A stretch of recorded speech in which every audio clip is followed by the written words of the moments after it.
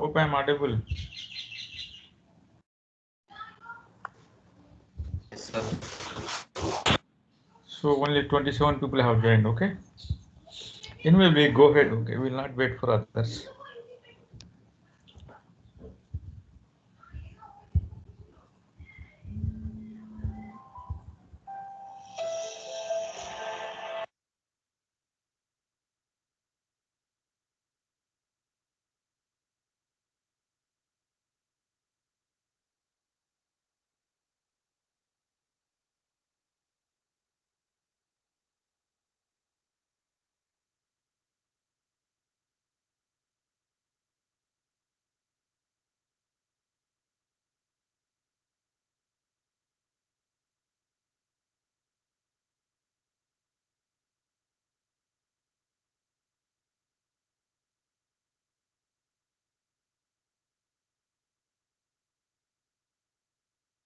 So hope it is visible. Yes, sir. Yeah. Yes, sir. So if you recall, so we will not wait for others, okay? Because otherwise we cannot finish the syllabus. We can't finish. So what we have discussed in the last class, if you recall, hope you have started reading this shear strength, okay? This is really a very important topic or a chapter where you can expect so many problems in the competitive exams about the shear strength. Like all other materials have some strength, right? We have some strength, we'll calculate it, like the compressive strength, and we have tensile strength for some material. So soil will have shear strength because, as we have seen that because of this grains shear only, this particular soil will have some strength. So this particular shear strength is very important for a soil, and we can find out in the laboratory also. Okay, and in the last class we have seen about the Mohr circle. Okay, Mohr circle is about we have seen the principal stresses, minor, major principal stresses, and middle one we have neglected. Okay, then we could able to draw the Mohr circle, y-axis shear stress and the x-axis normal stress, and we can draw. Okay, so here shear stress is in Mohr Coulomb theory. Okay, what Mohr Coulomb theory says. Now focus on the shear strength, fully on the shear strength. Okay, so soil will have only shear strength. Okay, tensile strength is very less and compressive. Okay, anyway, and the shear strength is function of compressive strength. That's what it is given. Tau F is a function of normal stress. Normal is compressive stress. Okay, so what happens now, this shear stress also we call it as a shear strength, that is represented by the S, which you are able to see, which is a function of normal stress. Normal, okay, normal, the compressive normal stress, it is a function of that.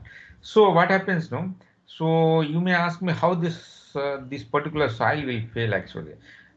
So what, when you start drawing this doing this some experiment where by using some direct shear test, these things we can find out. But you could see from the figure that there would be some failure envelope for all the soils. Okay, a different soil will have different failure envelope. So what happens if more circle touches that failure envelope, then we say that soil fails, then we say that soil failed actually. So this Mohr circle again represents what? Normal stress and shear. Say normal. So like that we have seen how to draw the Mohr circle. When Mohr circle touches the failure envelope, then we call it. It is in a small curved shape. Okay. Then we say that it touches at the D, and this PD is the plane, failure plane. Okay. And the failure envelope, you could see that one. Okay. And later on, this more column, they themselves made this curved line to a straight line. Okay, so wherever possible, no. Then if you see this particular Mohr circle, where the failure envelope touches, there the maximum angle will be more, B max, maximum angle of obligatory we have seen. Okay, and here the possible points are if the soil uh, shear stress or a normal stress is at a point A. which is in a stable condition. Okay, and the point C is not at all possible. Okay, it cannot have the shears more than here at the point C and normal. So when the soil touches here, okay, then we say that at the point B, then we say that soil fails. Understand? So each cell will have this kind of failure runner, which is the tangent to the this Mohr circle. Actually, this is the tangent to the Mohr circle.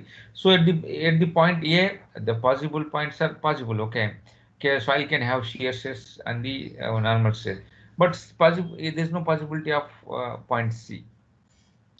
And the where the soil fails the particular plane when it intersect here. Okay, and what is this Mohr Coulomb theory says is this particular shear strength is equal. This is very very important, remember this one. Whatever I am marking it, the shear strength is equal to C plus sigma tan phi. C is the intercept here. This is the equation for shear strength. Okay, C shear strength is equal to C plus sigma tan phi. So what Mohr Coulomb says about the shear strength by using which equation? Okay, this is the equation for once you draw the failure envelope. Okay, from this one C is the intercept and phi is the angle of internal friction, we call it as angle of internal friction, and B would be maximum angle of obligatory. Then shear strength is equal to C plus sigma tan phi. Now I will ask one question. What is the shear strength for a sandy soil?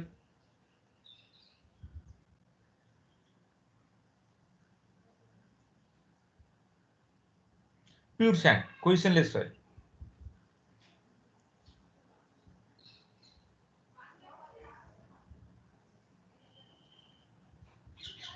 C term would be zero, right? Cohesion would be zero. Yes, Purely sir. sand, it Yes. has only normal and the tan phi term will be there. C is the cohesion and phi is the angle of internal friction. So what is the shear strength for a cohesive soil? Fully cohesive soil. Only C, because it is not having any angle of internal friction. Okay, so whatever strength you will get it for a clay soil, this is all because of cohesion. Understand?